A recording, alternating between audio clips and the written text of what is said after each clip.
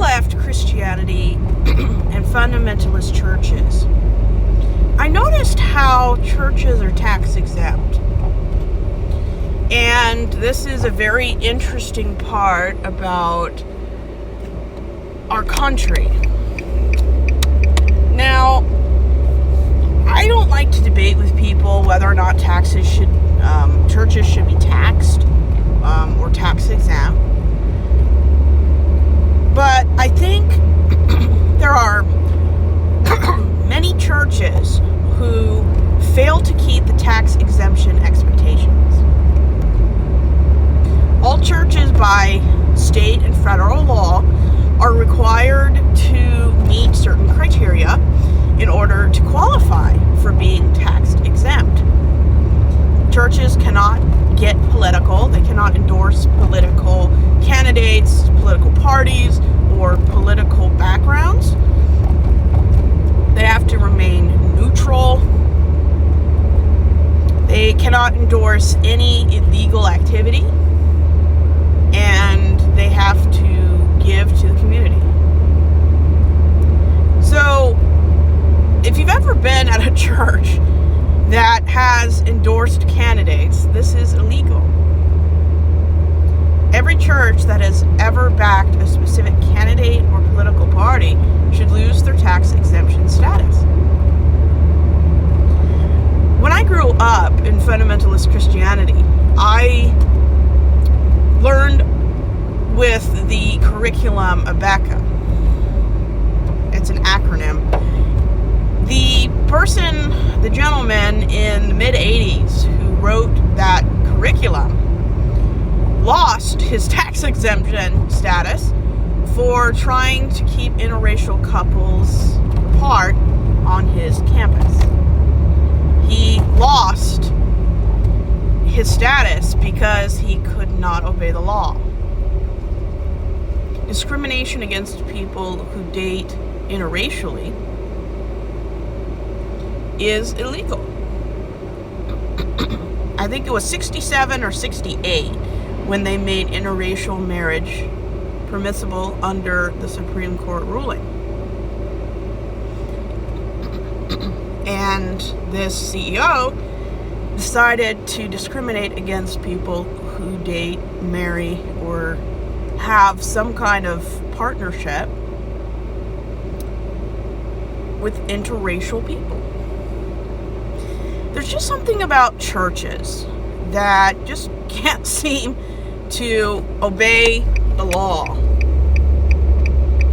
And luckily, I've never been a member of a church that got into politics, but it's not allowed. Under the law, you cannot endorse political parties. I've known one or two churches in my time to lose their tax exemption status for breaking the law. Churches are not supposed to tell you how to vote, who to vote for, and what political party to vote for. I mean, it's pretty standard. And yet, there are churches out there that cannot seem to get with the program. Any church that can't stay neutral about politics and social acceptable things should lose their tax exemption status. In my opinion, any church that chooses or fails to provide assistance to any needful person, they should lose their tax exemption status. You've heard about that little experiment where that lady, I think she was in her 20s or 30s, would call around to different churches, and a lot of Christian churches basically fubbed her off. Any church that refuses to help the needy should lose their tax exemption status, because that's what a church is supposed to do. Help those in need. I'm not shocked that Muslim mosques more likely to help this lady than any Christian church This is pretty standard, really. Pretty standard. And the only thing I'm shocked about is that other people are shocked. I grew up 30 years in these environments. This is how churches function. And don't get me wrong, there's some wonderful churches out there who will bend over backward to help people, who will, if they can't afford to give them financial assistance, they will provide free labor, volunteers. They'll send you over to a group that will help you, either religious or secularly. There are churches that do help people. I would say you're more likely to be helped by a church that's less than 150 people in their congregation, just because those churches are more hands-on. You're more likely to be fobbed off by certain churches that are like mega churches. At the end of the day, Jesus, the Bible, and Christianity has made it very clear you have to help those in need, or you are not a good person or a good group. But yet, there are people out there, churches out there, institutions and denominations, that instead of obeying what Jesus said, to care, to give, and to help, they find every excuse not to do that.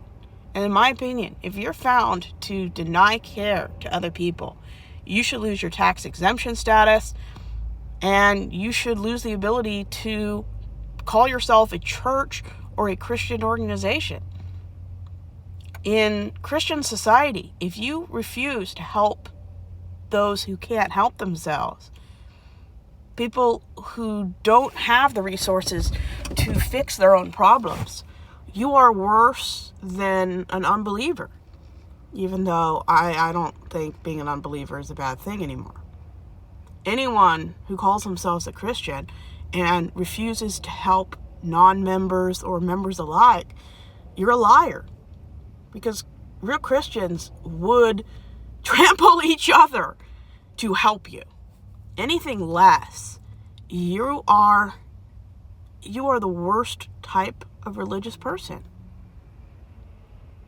You cannot authentically, genuinely claim to be a Christian and choose not to help other people. But yeah, churches should lose their tax exemption status if they refuse or won't help the needy. Because that's really the only reason you do your thing. To help people and to give